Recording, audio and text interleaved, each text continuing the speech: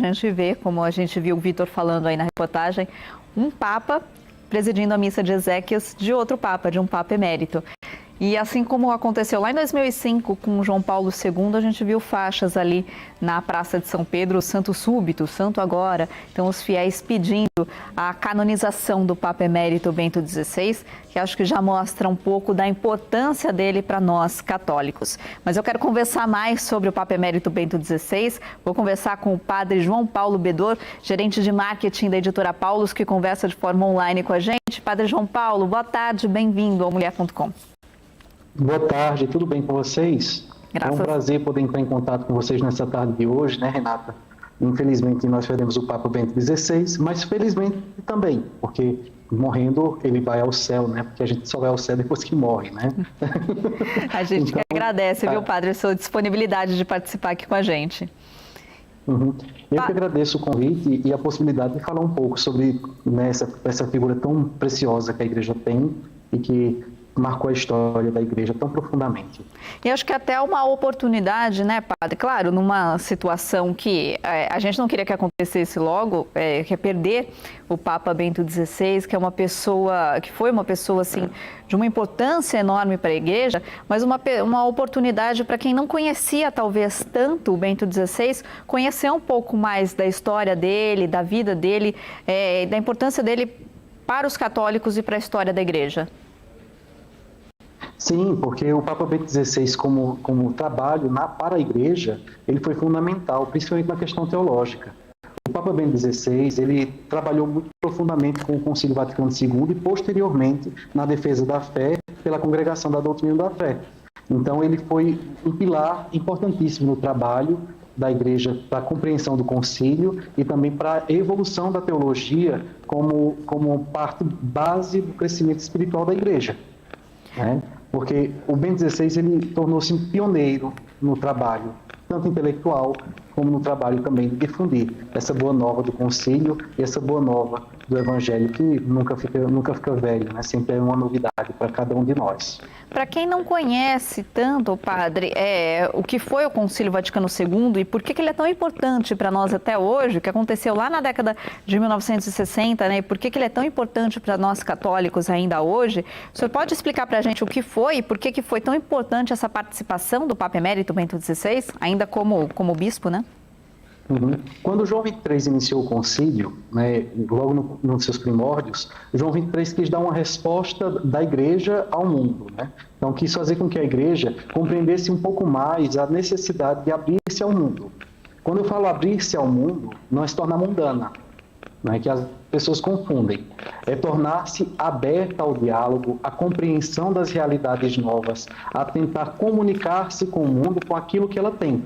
Porque não é tirar do mundo e colocar dentro dela. É o contrário, é o inverso. É oferecer ao mundo as riquezas que estão guardadas dentro do seu coração, né? E oferecer ao mundo, de fato, por meio da comunicação, por meio do evangelho, por meio do anúncio, por meio da liturgia, etc., né? Então, tanto que as reformas que o Concílio Vaticano II fez, a primeira reforma foi a reforma litúrgica e, posteriormente, os outros documentos foram aparecendo, né? E o Papa Bento XVI estava ali, né, como ainda cardeal, trabalhando para o anúncio dessa novidade. Não cardeal, perdão, como padre ainda, não era nem bispo. A história dele com a igreja, com o Vaticano, assim, começa bem antes, né, de se tornar Papa. Então, ele já como padre, como sacerdote, já estava ali com uma importância enorme. O trabalho dele é importante para a gente compreender melhor a nossa fé católica hoje, padre? Sim, porque como ele foi um dos que compreendeu muito o senso do concílio, ele tem muito a ensinar a nós sobre a teologia e sobre muitas outras coisas, né? Quando eu falei como consultor do concílio, é muito interessante porque ele, padre jovem, já começou a se destacar, Renata, né? Ele começou a ter esse destaque pela intelectualidade. Então, ele começou sendo professor, depois foi ganhando um certo renome, aí passou a ser professor catedrático e depois ele entrou mesmo como um apoio para o concílio, né? E como contribuição para a teologia, a gente só basta ler um pouco das obras que ele escreveu, né? Ele mesmo foi um dos que observou o concílio, a aplicação do concílio, fez críticas os movimentos, né, que houve depois do concílio, e depois tentou reintegrá-los ao concílio e à igreja de uma maneira que as pessoas conseguissem compreender ainda mais o senso conciliar e compreender a teologia que deveria envolver a igreja. E já como Papa, padre, ele publicou 3 cartas encíclicas durante o pontificado dele. Talvez a que a gente mais conheça seja Deus é Amor, né? Deus Caritas Est. Tem muito conteúdo teológico ali para nós católicos, para entender de uma forma mais tranquila. Muita gente diz que o Papa Emérito era uma pessoa um pouco mais fechada, um pouco mais sisudo, mas ele fala do amor de Deus o tempo inteiro, né, nas 3 cartas encíclicas. Seria importante ler essas obras também para entender as palavras do Bento XVI para nós? Sim, porque ele, como um bom teólogo, pegou as 3 virtudes cardeais, né? O amor, a caridade e a esperança, né? Perdão, a caridade, a esperança e a fé. Então, ele teve esse nuance de tentar fazer com que nós compreendêssemos a teologia a partir da teologia que vem de Deus, que são justamente esses dons. Quando a gente diz dons teologais, os dons que vêm diretamente de Deus para nós. E ele quis refletir sobre isso. E quando você fala um Papa mais fechado, é que venhamos e convenhamos, né? Substituir João Paulo II não é uma tarefa fácil. Não foi fácil, né? Não é à toa que me chamo João Paulo, né? Porque acho que sua mãe, seus pais quiseram homenagear de uma forma muito justa, né? Papa João Paulo II. Exatamente, um Papa carismático, que angariava multidões e abria um sorriso sempre. Né? Aí chega um alemão um pouco mais fechado, catedrático, mais sério. Então, as pessoas vão sentir esse choque, né? Porque muitas vezes a primeira impressão é a que fica. Né? E muitas pessoas são tomadas pela primeira impressão. E o Papa Bento, ele é interessante, porque mesmo um pouco mais sério, ele começa a abrir as portas e faz com que as pessoas comecem a gostar dele do jeito que ele é. E eu vou lhe confessar uma coisa, Renata, eu era um dos que não simpatizava com ele, acredita? É mesmo, padre? Sim, porque, como eu falei para você, foi um choque para mim, né? Eu tinha o quê? Em 2015 eu tinha 16 anos. Aí vem um Papa, eu estou na flor da juventude, vem um Papa, sai um Papa alegre, chega um Papa fechado, já sério, já na eleição, né? Aí eu disse, meu Deus. Aí eu fui lendo o Papa Bento, escutando, eu disse, olha o Papa da igreja falando, né? Aí o espírito católico fala mais forte, né? Aí a gente começa a amar o Papa ainda mais com mais força, né? E principalmente ele, porque a cada catequese, eu dizia, cada catequese dele é um tratado sobre teologia, né? Porque ele sentava e explicava Deus com o coração. Né? E explicando Deus com o coração, conquistava os corações, né? Você sabe que o nosso querido padre Guido Montinelli, que é um dos nossos comentaristas, apresentadores aqui da Rede Século XXI, foi aluno do Bento XVI, acho que lá na Alemanha até, se eu não me engano, ou foi na Itália, em uma das universidades que ele estudou, não me lembro agora, mas ele dá esse testemunho também, que o Bento XVI era uma pessoa extremamente inteligente, com conhecimento profundo, erudição na música também, mas uma pessoa que falava muito com o coração, com amor. Inclusive, depois agora, né, o enfermeiro que acompanhou ele até os últimos momentos, falou que as últimas palavras compreensíveis do Papa Emérito na madrugada de sexta para sábado foram Senhor, eu te amo. Talvez palavras que resumam o que foi a vida dele, né, padre? Desde a infância lá na Alemanha, ele teve uma história muito difícil ali da família dele, uma Alemanha nazista, e depois até se tornar Papa e até a renúncia dele. Essa acusação da Alemanha nazista é muito complicada, né? Porque uma das críticas que a mídia fez ao Papa Bento foi justamente de ser um Papa nazista, né? E o povo fica replicando isso na internet. Até quando ele morreu, a gente via alguns comentários de alguns insanos que fazem esse tipo de comentário, né? Porque não compreenderam a história. Infelizmente, a tirania domina a todos, não domina só alguns. E quando vem, ela impele a todos, né? Ela maltrata a todos e ela oprime a todos. Então, quando o Papa enfrenta um período terrível na história da humanidade, né? Ele pega o nazismo, os seminários Pio XII estava completamente contra, né? E pega esse momento de conturbação, de turbulência na igreja. E aí vem eu disse Pio XII, não Pio IX, né? Aí vem essa turbulação imensa na igreja, porque os bispos também não apoiavam o partido nazista. Tanto que Bento XVI só entra como jovem na juventude nazista 2 anos depois que abrem as inscrições, porque os seminaristas não entraram. Aí ele entra, sai, ele é preso, né, fica um mês e meio mais ou menos preso, depois volta para o seminário junto com seu irmão e continua os estudos até a ordenação. Né? Então ele passa por um momento difícil. Né? Quando acusam ele de nazista, é como me apunhalar no peito, né? Porque ele foi uma vítima do nazismo, assim como muitos outros, né? E o senhor falou, né, agora, inclusive agora, depois da morte dele, surgiram acusações ali na internet, e é muito complicado porque essas informações, elas se replicam de forma tão rápida pela internet, nas redes sociais, em grupos de WhatsApp, por isso que é importante a gente buscar informação, e é por isso que a gente faz questão aqui também de trazer informação, de trazer o Padre João Paulo, que está explicando para a gente, que está contando um pouco da história do Papa Emérito Bento XVI, para a gente não ficar preso a essas informações de internet. Como o padre falou, ele foi uma vítima ali do nazismo. O próprio Papa Bento XVI já contou em algumas outras oportunidades que ele dependia de uma bolsa de estudos para conseguir fazer o seminário. E os jovens que não faziam parte ali desse grupo hitlerista, que chamavam, não tinham essa bolsa de estudo. Assim que ele terminou o seminário, ele deixou essa juventude hitlerista, que era chamada. E aí a editora Paulus até lançou, no final de 2021, uma biografia contando bastante da história do Papa Emérito, né, padre? Para a gente ter informação sobre quem foi Joseph Ratzinger. É uma das maiores biografias que nós temos atualmente, né? Quando eu falo atualmente, não é nem no Brasil, é no mundo, né? Porque o Peter Seward, ele era amigo pessoal do Papa Bento. Então ele teve informações privilegiadas sobre a vida dele, porque ele mesmo falou.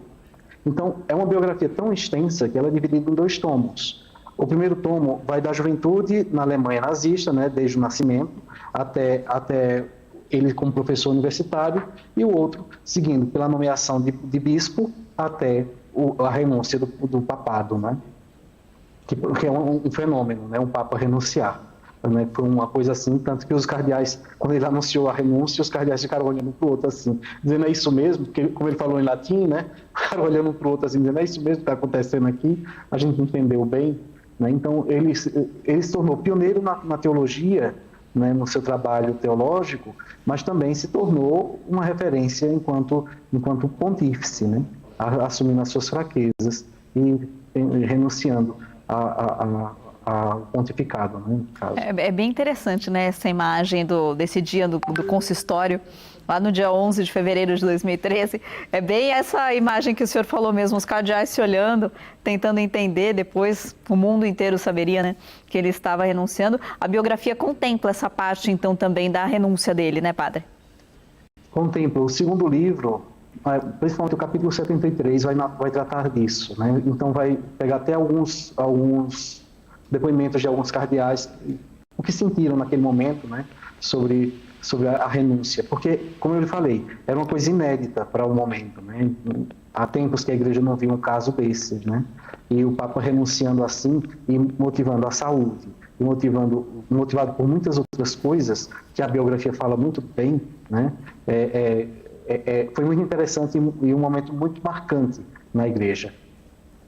O senhor acha que ele abriu portas, e não para que o Papa Francisco renuncie hoje ou amanhã, mas para mostrar que é possível a gente conviver com o Papa Emérito, que ele não precisa ficar ali na Cátedra de Pedro até o último dia de sua vida, se não tiver condições, porque um dos motivos que o Papa Bento XVI alegou foi a saúde. Então ele abre esse precedente para que o choque inicial já tenha passado? Foi um ato de coragem? Foi um ato de coragem, assim, altíssima, né? Porque normalmente a gente quer que a pessoa siga até o fim. E isso não, ele mostrou que isso nem sempre é possível, né? Então é um ato de reflexão muito grande. O que ele deixa, talvez, não só um precedente, né? Mas também um ensinamento de humildade. Porque você confrontar-se com as suas próprias fraquezas e reconhecer-se incapaz, porque infelizmente foi isso que ele se reconheceu, incapaz de dar continuidade ao serviço, né? E nós sabemos, tanto eu quanto você, Renata, que quando a gente não consegue dar conta de um serviço, a gente se sente triste, né? Então ele conseguiu fazer essa reflexão maturadamente, pensando bem naquilo que ele ia fazer, né? E tomou uma decisão que marcou a história da igreja, ao menos daqui em diante, né? Então, não sei se o Papa Francisco seguirá o mesmo caminho, que também não sei os projetos de Deus, mas, com certeza, ele abriu as portas para isso. E desde aquele dia da renúncia até hoje, a gente pôde ver imagens muito bonitas, né, padre? Do profundo respeito, por exemplo, que o Papa Francisco sempre teve por ele, visitando ele diversas vezes, pedindo conselhos para ele. Nós vimos muitas vezes os dois juntos rezando lá no mosteiro Mater Ecclesia, no Vaticano. Então, são imagens muito bonitas que ficam para nós também, desse respeito mútuo entre os dois. Sim, eu lembro assim claramente, quando o Papa Francisco foi eleito, eu estava na faculdade, eu estava fazendo filosofia ainda, estava aqui em nossa faculdade aqui em São Paulo, na Faculdade Paulo de Tecnologia e Comunicação, né, na Fapcom. Aí, normalmente estudamos nós da filosofia e os leigos da comunicação, jornalismo, publicidade, etc, né? E um rapaz da publicidade me perguntou o seguinte, eu estava parado, vendo as notícias no celular, e ele me perguntou o seguinte, ele disse, por que vocês se animam tanto com a eleição de um Papa? Aí eu respondi para ele, da mesma forma que nos entristecemos com a morte de um, né? Porque quando um Papa ele morre, parece que morre uma parte nossa. Quando um Papa é eleito, parece que se ressurge uma nova esperança para a Igreja, de um caminho que se refaz, de um caminho que continua, né? E o Papa Francisco mostrou isso, né? Tanto que é emocionante a cena que ele se aproxima do caixão, hoje no enterro, em que ele se aproxima do caixão, encosta a cabeça e ele se emociona e chora, né? Porque querendo ou não querendo, o amigo dele vai embora, né? Parte. E um amigo que o sucedeu. Então é uma coisa muito profunda, né? Foi uma imagem bonita de ver, emocionante mesmo. E acho que, como eu falei no começo da entrevista aqui, nós estamos fazendo parte dessa história da igreja, né? Desde a renúncia do Papa Bento XVI até hoje, o momento da sua morte, é parte de uma história que não se viveu, nenhuma das nossas gerações que nós conhecemos aqui viveu isso. Padre, nessa biografia que a editora Paulus disponibiliza para a gente, do Papa Emérito Bento XVI, logo na apresentação, o autor, como o senhor falou, Peter Sewald, ele afirma o seguinte: o mundo fica profundamente dividido quando se trata de compreender e classificar Bento XVI. O senhor concorda com essas palavras dele? Eu concordo. Sabe por quê? Eu concordo e concordo plenamente. Porque quando Bento XVI assume, Bento XVI torna-se apenas vítima de acusações, né, de ser um grande conservador, de ser um pastor de escritório. Então, o mundo não sabe dizer quem é o Bento XVI, né? E isso entrou profundamente no nosso povo, no público em geral. E compreender Bento XVI, para poder classificá-lo, né? Porque houve comentários de alguns que saíram dizendo aí também na internet que ele fracassou na tentativa de um retrocesso. Bento XVI nunca pediu para ir para o passado, ao contrário.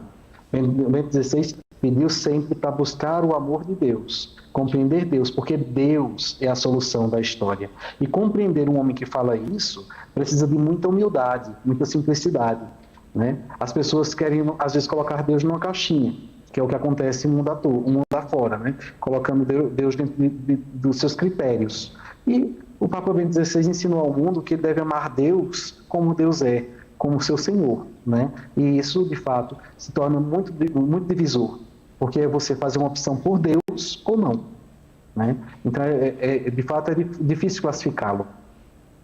É por isso que é importante também, para quem puder ter acesso a essa biografia, vou até deixar o contato para quem quiser, da editora Paulus, www.paulus.com.br, para poder ter acesso a essa biografia, adquirir essa biografia também, uma oportunidade para conhecer um pouco melhor a história do Joseph Ratzinger, do Papa Bento XVI.